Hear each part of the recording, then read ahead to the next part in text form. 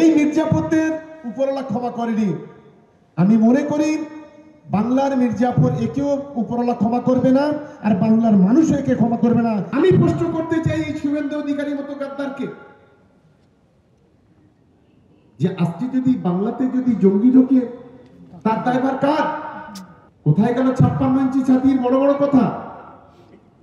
কোথায় আছেন দেশের স্বরাষ্ট্রমন্ত্রী? বর্ডার সিকিউরিটি ফোর্সরা কি করছে? দায়ভারটা সম্পূর্ণ তো কেন্দ্রীয় সরকারের। ও জঙ্গিদের লুকিয়ে রাখছিল, জাভেদ মুন্সি ধরা পড়ার পর ও নিচে আতঙ্কিত, কারণ শকত মোল্লাও আরেকটা জঙ্গি। জাভেদ মুন্সিকে কারা সেফ শেল্টারে রেখেছিল এবং জাভেদ মুন্সিকে কাশ্মীরের পুলিশ এসে তুলে নিয়ে গেছে। আমার বিশ্বাস শেল্টার দেওয়ার অপরাধে শকত মোল্লাকেও একদিন কাশ্মীরের পুলিশ হয়তো তুলে নিয়ে যাবে। সেই জন্য আতঙ্কিত হয়ে আমার মৃত্যু কামনা করছে। সমীর দা, না না, এই তো ব্যক্তিগত কুৎসা অপপ্রচার করলে ওনারাই তো জানেন 2021 সালে এইসব বলে বলে ইসবার 200 পার, এখন 77 থেকেও নিচে নিম্নগামী।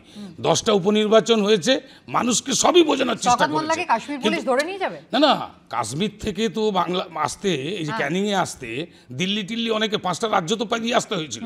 তখন সেন্ট্রাল এজেন্সিগুলো কি করছিল আপনারা বলুন? এই যে জাভেদ মুন্সি ঢুকলো ক্যানিং, আবার সেই সিআইএসএফ হেল্প নিয়ে আমাদের কাশ্মীর পুলিশ জম্মু কাশ্মীরের সিটের কলকাতা পুলিশের বেঙ্গল এসটিএফ তাদের সহায়তায় কিন্তু অ্যারেস্ট হয়েছে। আমি আবারও বলছি, জঙ্গিকে কোনো সাপোর্ট করার কোনো জায়গাই নেই। এইটা রাজ্য প্রশাসন শওকত মোল্লা জঙ্গি, সেটা কেউ যদি তার ব্যক্তিগতভাবে মনে করে করবে, কিন্তু আমরা তো শওকত মোল্লাকে এলাকার বিধায়ক, মানুষের পাশে একজন জনপ্রতিনিধি হিসেবে দেখছি। আজকে অমিত শাহ আপনি জানেন 2024 সালে 15 মে শ্রীরামপুরে ভোট প্রচারে এসে মা মাটি মানুষকে বলছে মোল্লা মাদ্রাসা মাফিয়ার দল। অর্থাৎ বিজেপির কাজই হচ্ছে যাকে দেখতে পারি না তো তার চলন বাঁকা।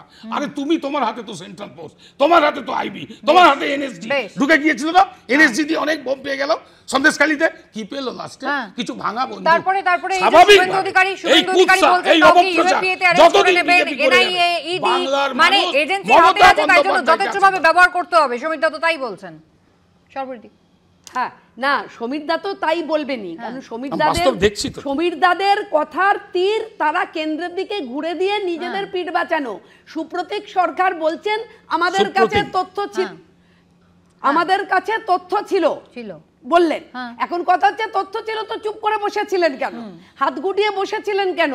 কখন আসামের এসটিএফ আসবে তবে গিয়ে আপনার এখান থেকে মুর্শিদাবাদ থেকে ধরবে? আজকে এক সেকেন্ড শ্রমিক একদম শেষ।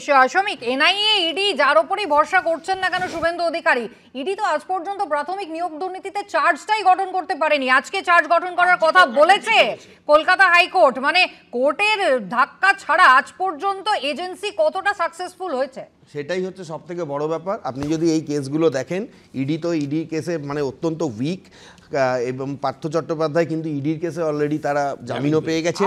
এবং এজেন্সির কথা তারা বারবার বলছেন। এজেন্সি কি করেছে? আমি তো আশ্চর্যজনক হয়ে যাই যে আপনি সেই 2011-12 সাল থেকে যে কেসগুলো হাইকোর্ট সিবিআই করেছে বা ইডি করেছে, সেই কেসগুলোর কি প্রোগ্রেস, অন্যান্য কেসগুলোর কি প্রোগ্রেস? আজকে তো ইনভেস্টিগেটিং